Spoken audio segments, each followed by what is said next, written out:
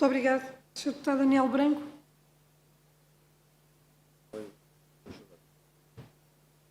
Também.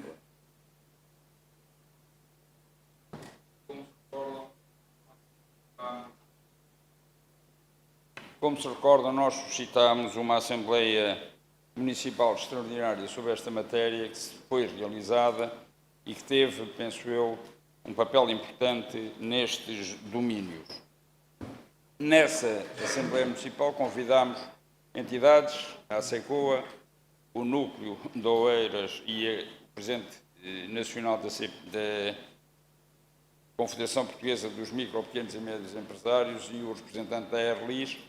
Quer os micro, pequenos e médios empresários, quer a Airlis tinham feito inquéritos aos seus filiados, às pessoas que lhes responderam, e a situação não era uma situação brilhante.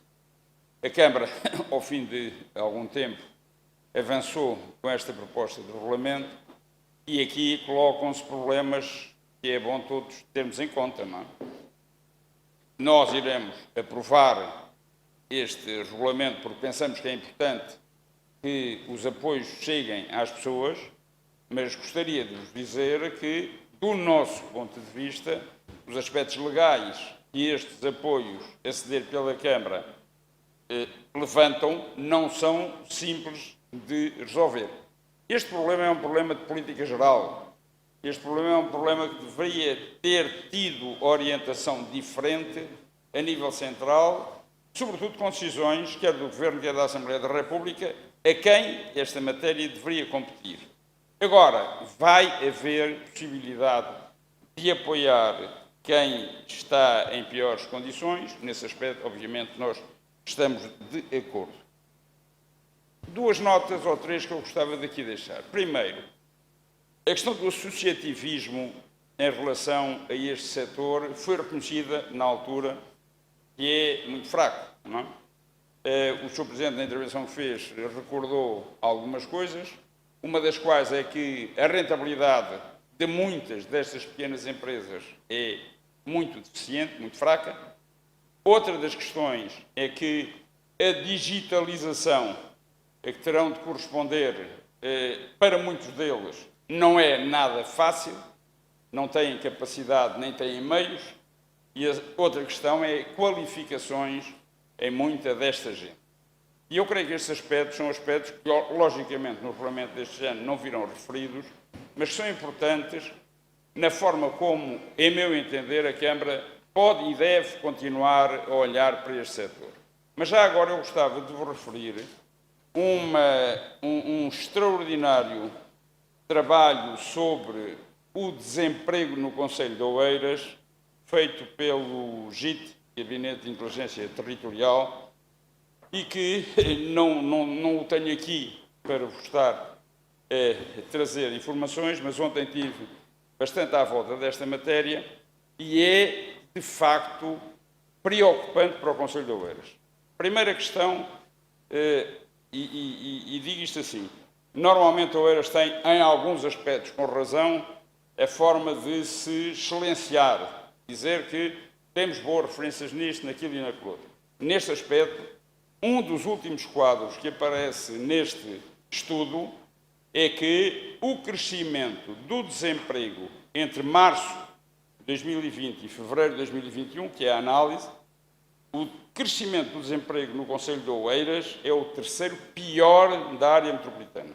Em 18 municípios, está Odivelas, está Sintra, se não me falha a memória, e depois estamos nós. É, de facto, 68 e tal % de crescimento do desemprego. Outra situação preocupante é que o número que em fevereiro do ano passado seria 6.300 passou para 9.000 e qualquer coisa. Não tenho os números de memória, mas é os que lá estão, não é? 9.000 e tal. Mas o que este estudo revela, em meu entender, de mais curioso, e é a decomposição que faz dos desempregados. Estes desempregados são empregados residentes no Concelho de Oeiras. Pode haver muita gente que trabalha em Oeiras e que perdeu o emprego, mas como não reside cá, aparece nos centros de emprego do sítio onde reside. Este é empregado residentes no Concelho de Oeiras. E o que é curioso é que 78%, e este fixei o bem, que estive a fazer as contas, dos desempregados têm ou o secundário completo ou formação superior. 28% dos desempregados têm a formação superior. E quando vem o quadro discriminado dos que perderam o emprego, é importante ver o que lá está.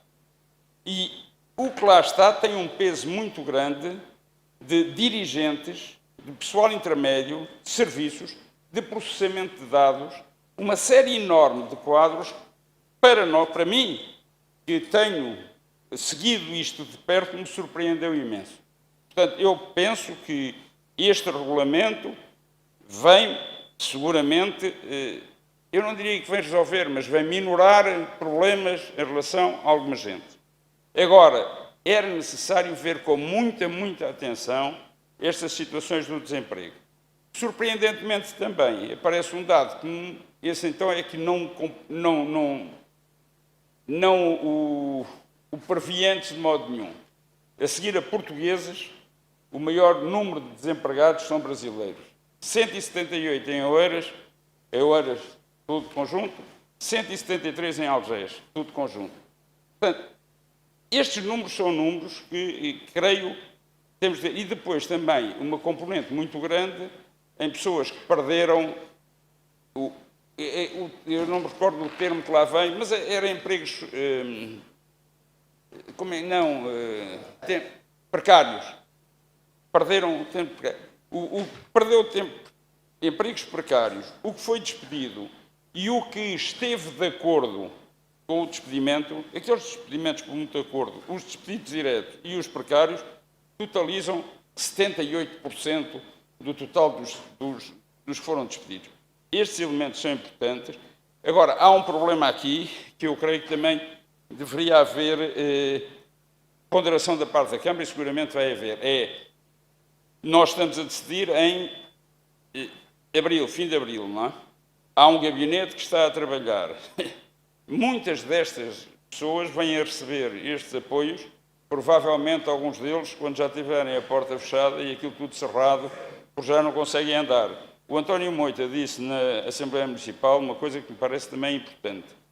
Como é que a Câmara pode incentivar as segundas oportunidades para aqueles que, tendo tido capacidade e não sendo dos que estão insolventes sistematicamente, mas que se lançaram ao trabalho e que foram surpreendidos por tudo isso, como é que é possível criar condições para auxiliar e promover situações que, depois de ultrapassadas a pandemia, provavelmente poderão, de facto, resultar. Eu creio que, independentemente de isto não ser uma área de intervenção das autarquias, aquilo que tem sido o discurso sobre as atividades económicas e aquilo que é a realidade da forma como as atividades económicas neste Conselho foram atingidas por esta pandemia, requerem que o gabinete que a Câmara criou trabalhe de outro modo e que continue à procura de encontrar apoios para a solução desta matéria. Duas perguntas só. A primeira era, foi dito pelo Sr. Vice-Presidente numa reunião dos Rotaries que a Câmara ia abrir mais balcões de apoio. Deixem-me só ir aqui às minhas notas, que eu já vos digo, não sei se recordo, foi. Este agora não quer ir. Não mexe. Pronto.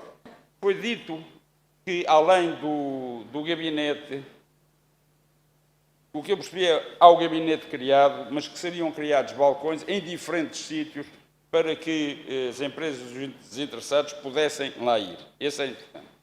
Segundo aspecto, o incentivo ao associativismo, que também acho que era muito importante. Terceiro aspecto, houve uma reunião da Confederação dos Pequenos e Médios Empresários, Micro, Pequenos e Médios Empresários, com o Sr. Presidente da Câmara.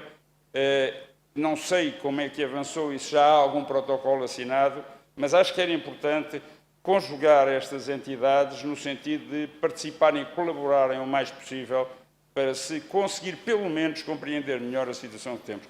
E creio que isto não é despiciando, das 96 mil empresas que temos, 80% são pequenas e médias empresas. Não é? A média geral de trabalhadores em todas as empresas no Conselho anda, se não me falhar a memória, nos 5,9%, nestes 80% anda nos 2,8%.